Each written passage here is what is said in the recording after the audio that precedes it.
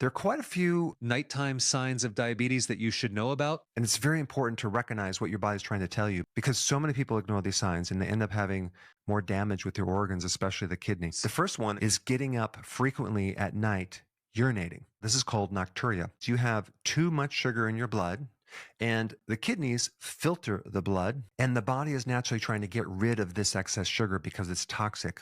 And the other thing to know is that wherever the sugar goes, water goes with it. And so as it's getting rid of the sugar, it's also getting rid of your fluids, making you dehydrated. I remember in practice, one guy was getting up, and I'm not kidding, 10 times a night. I mean, talk about a symptom that can destroy your life because he was so tired all day long. And I told him this symptom was completely unnecessary.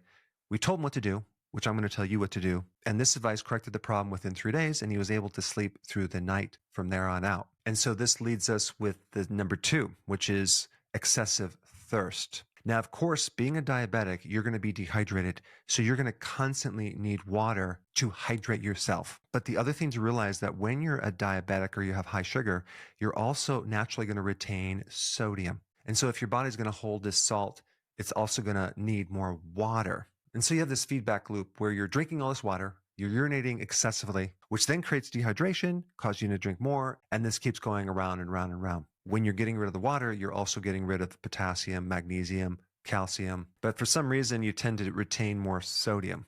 Okay, the next symptom is restless leg syndrome. I had this, and of course I was consuming a pint of Ben & Jerry's every single night for over a year. Little did I know all that sugar was depleting a key vitamin called B1. When you're deficient in B1, you start building up a lot of what's called lactic acid in your muscles, where your muscles won't get the oxygen and it becomes very, very fatigued. And so you don't want lactic acid buildup in your muscles when you're sleeping because you're going to feel very restless. You're not going to have the oxygen in your legs. And so your legs are just going to feel very energetic. Another connection with this restless leg is a magnesium deficiency, which you nearly always see with people with high blood sugars. And without magnesium, the muscles cannot feel relaxed and be calm. It's a B1 and magnesium deficiency because the person is usually consuming too many refined carbs or sugars. And so they can take a lot of B1 and temporarily feel better, but unless they get rid of the sugars, it just keeps coming back. Now, the next symptom does relate to restless leg syndrome, but it's more with problems in your lower feet. This is called peripheral neuropathy, which you have this, it could be burning on the bottom of the feet. It can be pain. It can be numbness. It could be any type of weird sensation at the bottom of your feet. And the reason why it gets worse at night is because you're lying down flat and you're getting more pooling of blood, which is going to create a little more pressure on the nerve endings, which are damaged. The remedy for peripheral neuropathy is really twofold. One is it's a type of B vitamin called benfotiamine with alpha-lipoic acid. Together, it's a really powerful combination. Now, the next symptom is also related to this. It's cramps in your lower legs or your feet because someone has too much sugar in the blood, and that creates a magnesium deficiency. And when you don't have enough magnesium, calcium starts building up inside the cell, and calcium is all about muscle contraction, not muscle relaxation. Magnesium is more about muscle relaxation. So when you have this imbalance of not enough magnesium and too much calcium in the wrong place, you're going to get cramping in your lower legs or feet. The type of magnesium I would recommend is Magnesium Glycinate because it also helps you sleep at the same time. Now, the next symptom I want to talk about is this excessive sweating at night, usually in the face, the neck, or upper part of the body. And I'm not going to confuse this with a different condition, night sweats or hot flashes because of menopause. This is different. This is a situation where a person is just sweating at night for no reason. It's not even necessarily too hot. And this is because the blood sugar problem puts that person in a state of fight or flight mode. This is called sympathetic dominance. It's a part of the nervous system that is more of an adrenaline type stress state. And because adrenaline is activated, the person starts activating more sweat as a compensation mechanism. And so when you have this blood sugar issue, your body's going to be under more stress. Now, this can occur Also with low blood sugar, because adrenaline is activating and trying to raise the blood sugar, but it can also occur from high blood sugar as well. All right, the next condition is sleep apnea. This is a situation where you don't have enough oxygen because there's some type of obstruction of air in the back of the throat or the sinuses. This is a classic diabetic symptom.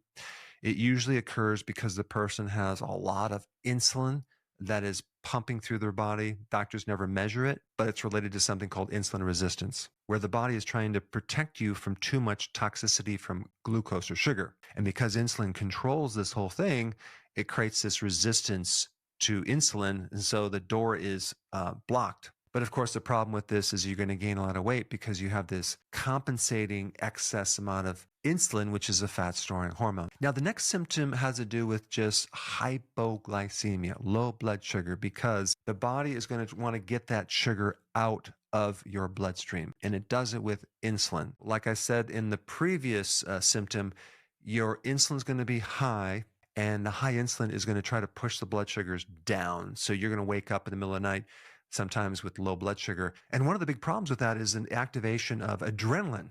So you just wake up in the middle of the night with this like stress hormone activation. And you might also have an elevation of this other hormone called cortisol, usually between 2 o'clock and 3 o'clock in the middle of the night. In fact, right in the early morning when the alarm clock is going to go off, that's when you can sleep the best. And this release of sugar is also accompanied by the production of sugar by your liver in the early morning. You just need to get on a low-carb diet for a period of time, probably longer than you think, to correct it, because sometimes it takes 6 to 8 months. But many times it's not coming from the diet. It's coming from your liver just making too much sugar because you ate the wrong foods for many years. The next symptom is delayed sleep, because high levels of sugar, they delay this release of melatonin. You'll be lying down at night and waiting to go to sleep, but you just can't go to sleep easily.